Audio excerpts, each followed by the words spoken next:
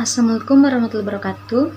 Perkenalkan, nama saya Wada Srianti dengan stambuk N1D11912. Baiklah, di sini saya akan memaparkan materi dari saya yang berjudul Jalan Gelap Pelangi Terang karya Abdul Wahid. Karya sastra baik sastra tulis maupun lisan merupakan sebuah karya yang imajinatif, suatu pemikiran yang terjadi dalam dunia nyata, seperti halnya yang terjadi dalam keluarga maupun di lingkungan sekitar. Salah satu jenis karya sastra adalah cerpen. Cerpen adalah sebuah karya tulisan yang ringkas, padat, dan jelas. Sebagai karya sastra, novel dan cerpen membutuhkan bahasa yang baik, karena bahasa merupakan sarana penyampaian ide atau gagasan, dan juga pikiran pengarang yang dituangkan dalam sebuah tulisan maupun sebuah karya. Stilistika merupakan sebuah proses untuk menganalisis karya dengan membahas unsur bahasa sebagai jalan yang digunakan pengarang sehingga akan terlihat bagaimana pengarang menuangkan pikirannya ke dalam karya sastra.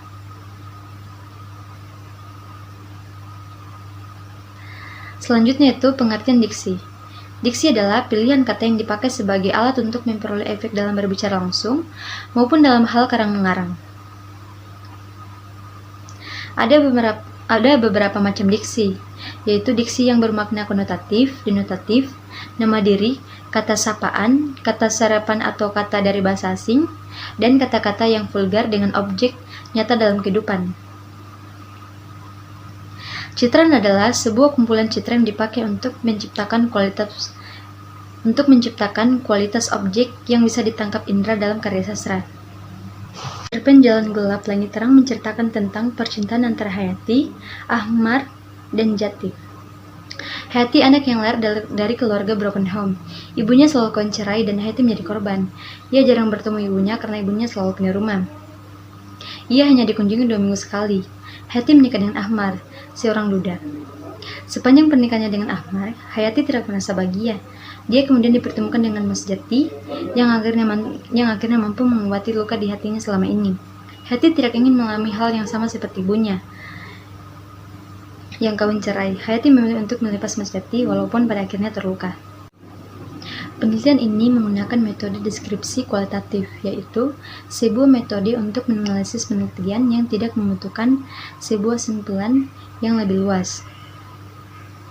Penelitian deskripsi kualitatif mempunyai maksud guna memahami peristiwa tentang apa yang telah dialami oleh subjek atau pelaku penelitian, kemudian menghasilkan pesan bahasa.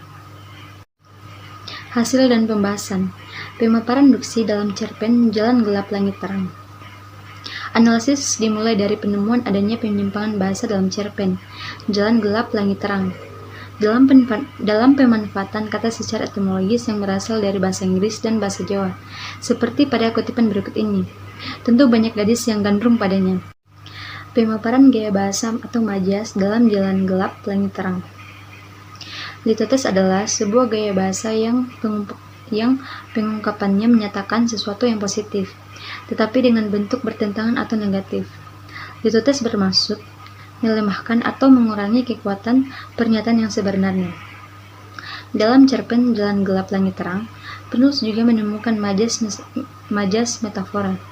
Majas metafora adalah majas kiasan yang pemakaian kata-katanya bukan arti yang sebenarnya, melainkan sebuah lukisan yang berdasarkan persamaan atau perbandingan. Metafora membuat perbandingan antara dua benda atau hal untuk menciptakan suatu kesan mental yang seolah hidup walaupun tidak dinyatakan secara implisit dengan penggunaan bak seperti laksana, tatkala, ibarat, umpama, seperti perumpamaan. Tetapi di saat Mas Jati menjadi cahaya di kegelapan hidup Hayati dengan mengajaknya memiliki kejelasan dari percintaan ini, justru Hayati tak mampu lagi melukis wajah Mas Jati di dalam angan, perasaan, dan pikirannya. Diksi atau pilihan kata konotatif dan kosakata dari bahasa Jawa dan bahasa Inggris dalam bentuk gabungan kata mempunyai hubungan relasi dengan latar dan tokoh. Dalam cerpen Jalan Gelap Pelangi Terang, terdapat citraan pendengaran, penglihatan, dan citraan perasaan yang digunakan pengarang untuk menekankan penokohan, latar, dan cerita sehingga timbul nilai estetik.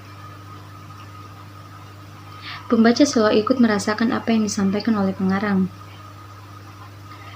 Gaya bahasa dalam cerpen Jalan Gelap Langit Terang yaitu personifikasi, hiperbola, metafora, paradoks, antitesis, retorika, elipsis, dan simbolik. Gaya bahasa yang muncul dalam cerpen Jalan Gelap Langit Terang mempunyai relasi dengan latar dan penokohan yang sengaja diciptakan